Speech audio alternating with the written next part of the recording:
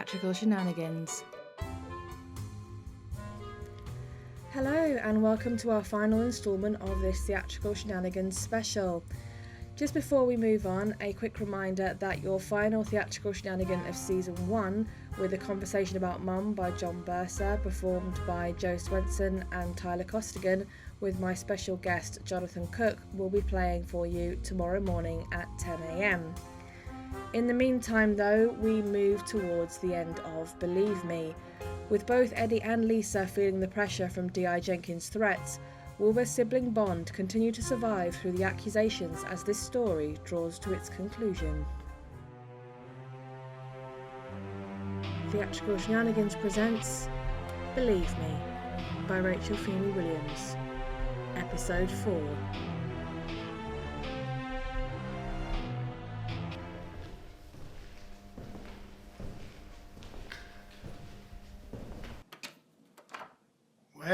Well, Eddie, this is a surprise, I must say. How have you been? No comment. Can we get you a cup of tea or coffee? No comment.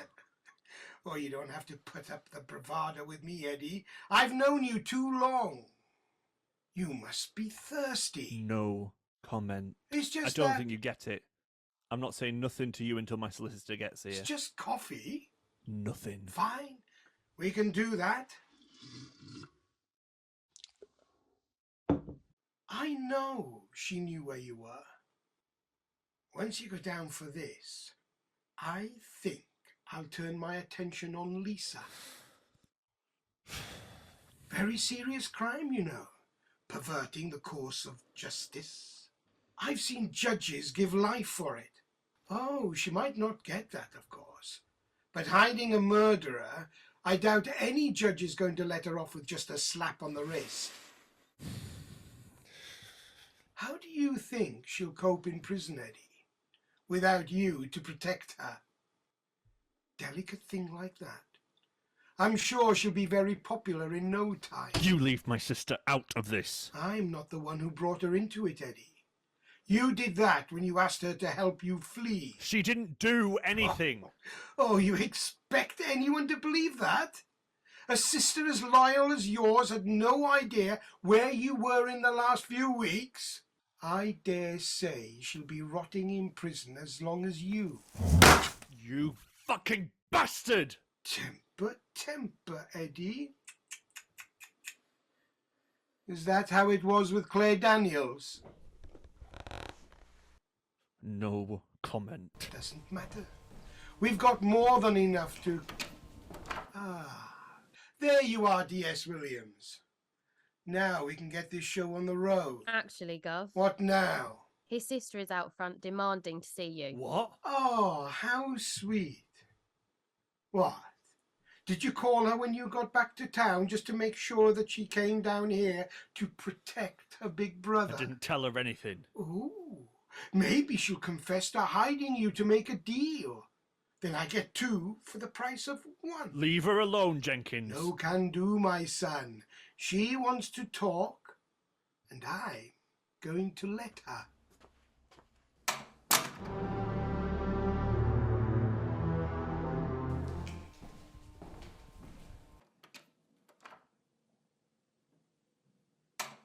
So, Lisa, I gather you want to talk to me. Where is my brother? You understand you can have a solicitor with you while we talk to Oh, you? she understands all that.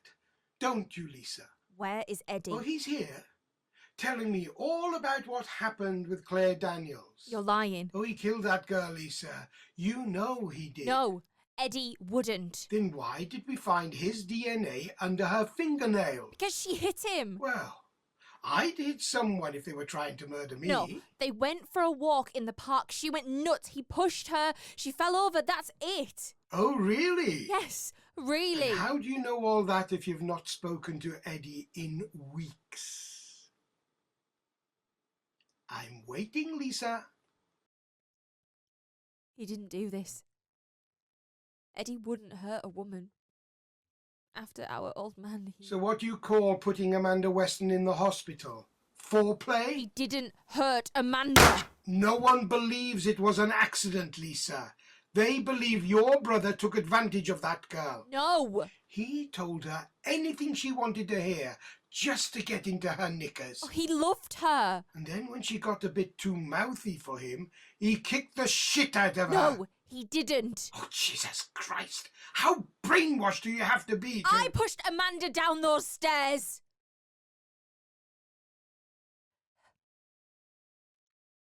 It really was an accident.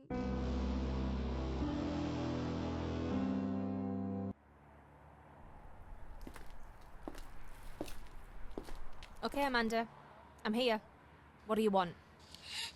Eddie dumped me. Yeah, I know. Is that all you can say? Honestly, I'm surprised it took him this long. What? You're no good for him, Amanda. All you wanted was someone to take you out, let you get drunk, and you do what you wanted to do. How dare you? I love Eddie. Amanda, look at the state of you. When was the last time you didn't have a drink in your hand? You think you're so high and mighty? Amanda, Eddie told me about your threats. I was angry. I didn't mean it. Yeah, but that's the thing, Amanda. Unless you can give up the drinking, you are always going to be angry. That's not what Eddie needs in his life. I told him he should have ended it then, but he was convinced you'd change. But I will change. I will. But you have to help me. What are you talking about? You have to talk to Eddie. He'll listen to you. Maybe he'll take me back. No, Amanda, that is not how this is going to work. But... You have to prove that you can change your behaviour, and then maybe I will talk to Eddie. No. I'm sorry? That's not how it's going to work. I think you'll find... Imagine what my father would do when he finds out your brother took his little girl's innocence when she was 15. Innocence you were perfectly happy to give. Well, that's what you will tell them. But imagine what I could tell them. Amanda, I don't think... Oh, but I do. They do all sorts of horrible things to men who hurt little girls in prison, you know. You spiteful little... Careful, Lisa. Or I might start remembering other things your brother did to me. What on earth are you talking about? Try this on for size. I thought Eddie really loved me, and then one night he got me drunk and he raped me. Don't you dare. So it's a deal. I say nothing and you help Eddie see that he's making a mistake. A big mistake. I thought you'd see it my way.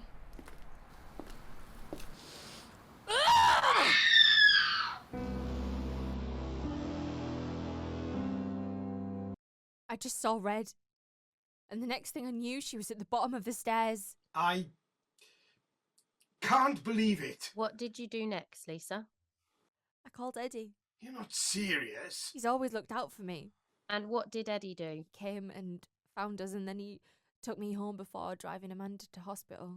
Didn't stick around, though. He came home to make sure I was okay once Amanda had been taken to the doctors. Then what? Well, after she came home from the hospital, he went to see her. After she told the police and her parents that her fall had been an accident. Eddie wanted to check what she remembered. Which was nothing. I know. But then, how did Eddie end up getting charged with... Amanda's dad never liked Eddie, and when they found out how drunk she was when she'd fallen, they'd search her room for a stash or anything else they thought she was hiding. And?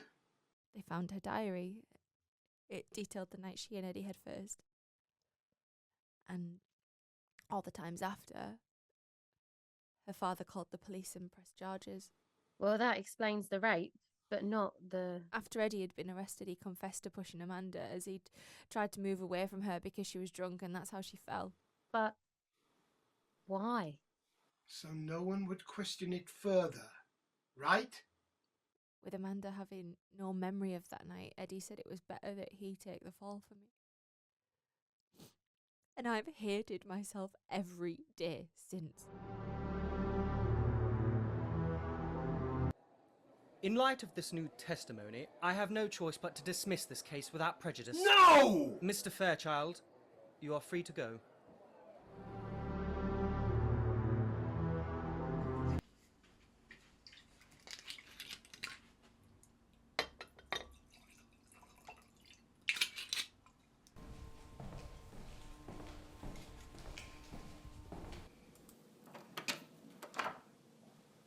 Gov?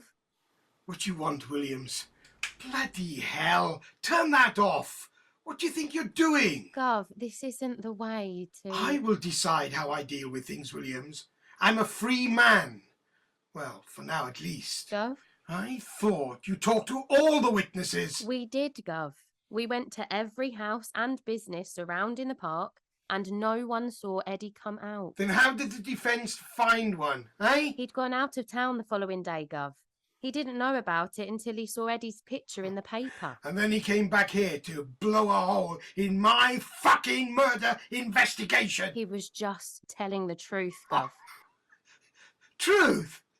No one gives a shit about the truth. Least of all Eddie fucking Fairchild.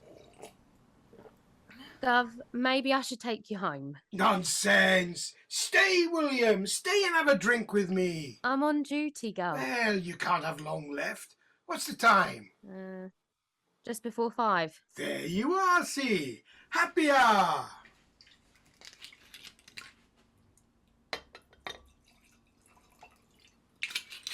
Gov, are you sure? No. I'm not sure of any bloody thing anymore. Gov, you... I was so sure about Eddie. I was dead sure about him and Amanda, and him and... Gov, don't. This isn't your fault. I failed her. I failed her again. Again? I don't understand, Gov. No, of course you don't understand. You'll never bloody understand. Then why don't you explain it to me? 13 years ago, my niece, Alison, was playing in the park. She never came home. But you said... My brother has the perfect family. Well, he did have. Once. Until Alison disappeared. He tore my brother and his wife apart. We searched everywhere. We never found her. Gov, you can't blame yourself. Oh, I don't. I blame him. Eddie? Oh, someone remembered seeing him cycling across the park while Alison was there. So you think... Oh, I don't think, Williams. I know. So what happened? The same thing that always happens with bloody Eddie Fairchild. Nothing. How? His sister swore that he was home all evening with her. Their old man was in the pub, so he couldn't vouch for the story. Oh, but little Lisa was adamant. I knew she was lying, though. How? When you've been in this job as long as I have, you just know people. And the entire time we talked to Eddie about Alison, he had his little smirk at the corner of his mouth. It was the same one he had in court during his trial for what happened with Amanda, like he knew something. He could have just been trying to get to you, Gov. Well, get to me he did. I fought with everything I had on Amanda's case. And what did I get, eh? A slap in the face! Gov, she couldn't remember anything. You did the best you could. I just thought, if I could get the little shit dead to rights on Claire Daniels, then I could get him to give up what he knew about Alison. Well, that's something we can do, Gov. What? Well, Eddie didn't kill Claire Daniels. Then we can still find out who did. Oh, no. We can't, Williams. What are you talking about? Of course we No, can. we can't. Because I did. Good one, Gov. You almost had me there. I'm not joking, Williams. I killed that poor woman. Jesus Christ, Gov. Why? After Eddie got out, I knew it wouldn't be long before he hurt someone else. And I was determined to be there when he did. You followed him? Every chance I got. And you saw him in the park that night? I wanted to warn her.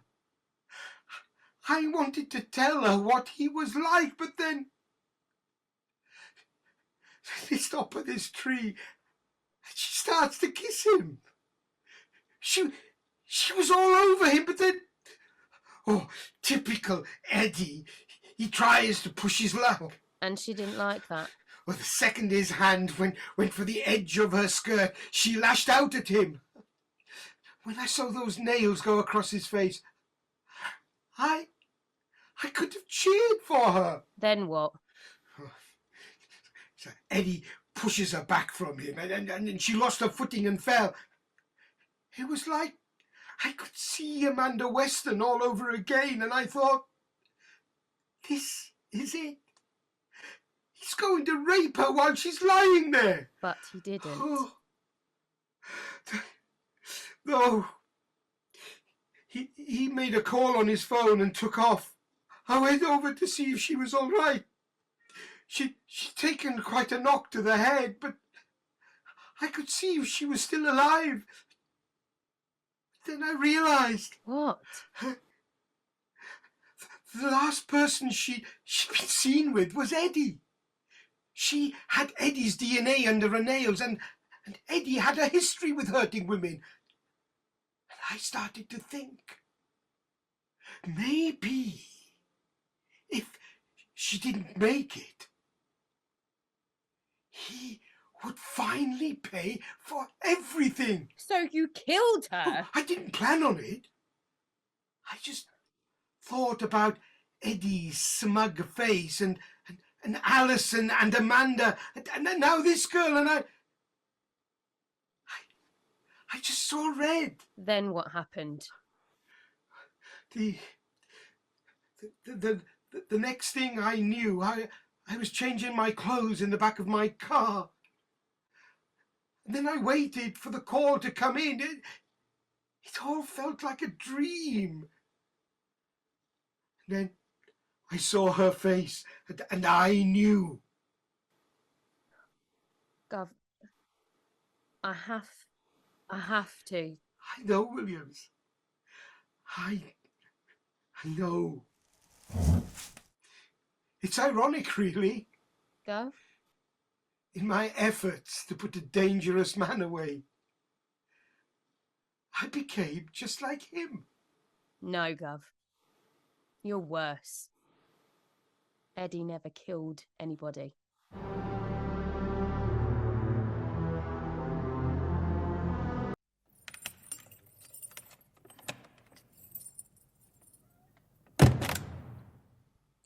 Thank you for coming. Well, I'll admit your letter intrigued me. Plus, there's nothing good on the telly. There were things I wanted to tell you that I didn't want to put in a letter. Well, you have me here. What do you want? I wanted to say I'm sorry. Okay. That's it. Okay. Well, you're in this place for the rest of your life. Holding a grudge just seemed like a massive waste of my energy. All the same, after everything I put you and Lisa through. Oh, don't get me wrong. Lisa still thinks you're the devil. Why don't you? Like I said, I have more important things to focus on than hating you. How is Lisa? She's fine. Happier now that all this bullshit's behind her. I have to know. Why did I cover for her with Amanda? Yes. You just don't get it. After our mother died, I swore to Lisa I would never let anything happen to her. And I never have. She went to prison for 5 years. It was completely worth it. Really? I know you find this hard to believe, but I love my sister. I stood between her and her old man and anyone else who would try and hurt her. She always had my back, and she tried to warn me about Amanda. My mistake was not listening to her, and I wasn't going to let Lisa take the fall for my mistake. Maybe I was wrong about you. Well, I was certainly wrong about you. Oh? Well, I knew you were a bastard and a bully, but a killer too.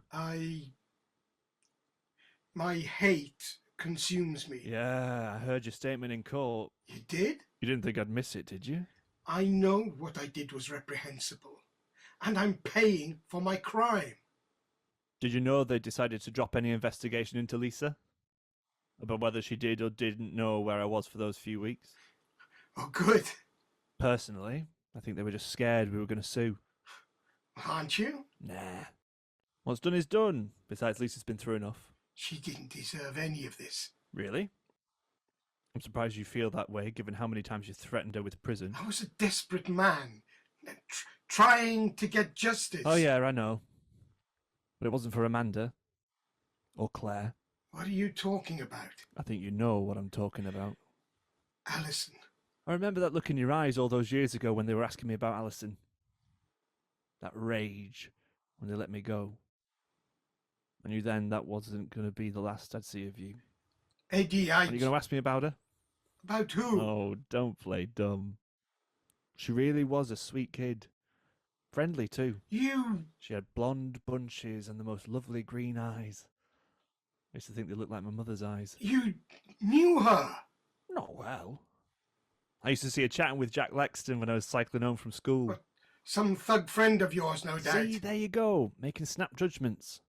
They bonded over... Bonded over what? You mean you didn't know? Detective of the year you are. Just tell me. Somewhat prickly, aren't you, Jenkins? Given the circumstances, that's hardly surprising, is it? And all your own work. Are you going to actually say anything that's not cryptic? They bonded over having shitty parents. How dare you? Alison's parents loved her. They searched desperately for her. Oh, I know. I always find it fascinating when bad parents get frantic when their kids go missing. Of course, there's always an agenda. What are you talking about? They aren't concerned for the kid. They're worried what the kid will say when they find the right person to speak to. I don't appreciate the games, Eddie. You mean that sweet little girl didn't tell her big uncle policeman that her daddy was beating the hell out of her? Bullshit! Believe me or don't. That's what Jack told me when he asked for my help. Help to what? To get her away from him. What? Alison wasn't kidnapped, detective. She ran away. You're lying. She left that afternoon and met Jack in the park. He asked me to throw the adults off the trail for a bit. So I did. But how? Well, first I made sure I waited to cycle through the park until after Alison had been gone for a while. Plus I wanted to make sure that old Mrs. Hitchens saw me. But Lisa said... Lisa knows I've never lied to her, so she had no reason to question if I'd been at home while she'd been sleeping off a cold. You... One quick cycle through the park and then back to my sweet, sick sister. All they had to do was wait until you came knocking and throw you off the trail. Why didn't you say this back then? Promise a friend. Plus she didn't ask very nicely. You're a bloody monster. I didn't beat the shit out of my kid, detective.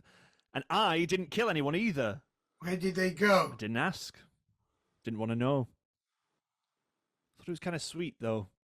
2 kids fleeing from their crappy parents and looking out for each other. Aren't you going to ask me? What? If she's dead or alive. Well, you know. Well, they didn't really.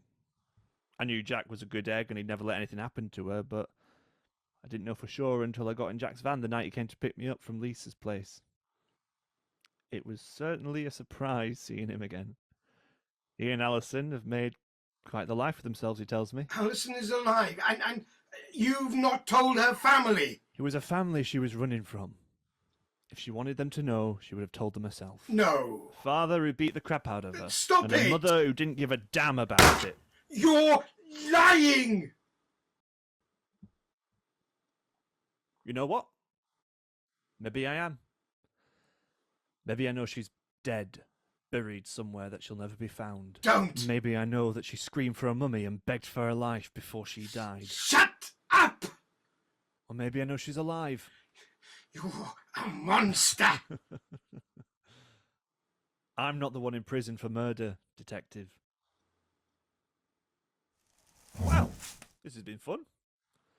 I've got places to be. Wait. I have to know the truth. Truth? Since when have you given a shit about the truth? You said you didn't hate me. Well, why would you say these things? Well, see, here's the thing. I don't hate you for me. But what you did to Lisa... Let's say you're lucky you're in here and out of my hands. Yeah. That makes you a lucky man. Eddie, please. Oh, don't beg, Jenkins. It's beneath you. Why would you do this? Well, after everything we've been through all these years, the knowledge that you get to spend the rest of your pathetic life wondering if your niece is alive and well somewhere, or rotting in the ground having died in a painful and brutal way, just about makes up for what you put my sister through. Eddie! Wait! Enjoy your stay. Eddie, don't go! Eddie! Eddie! In Believe Me, Eddie was played by Lyne, Lisa by Charlotte Sisson, D.I. Jenkins by Kerry Frater, D.S. Williams by Ellie Shields, and Amanda by Rachel Feeny-Williams. Theatrical Shenanigans was an RFW Scripts production, with music written and produced by Chris Cody.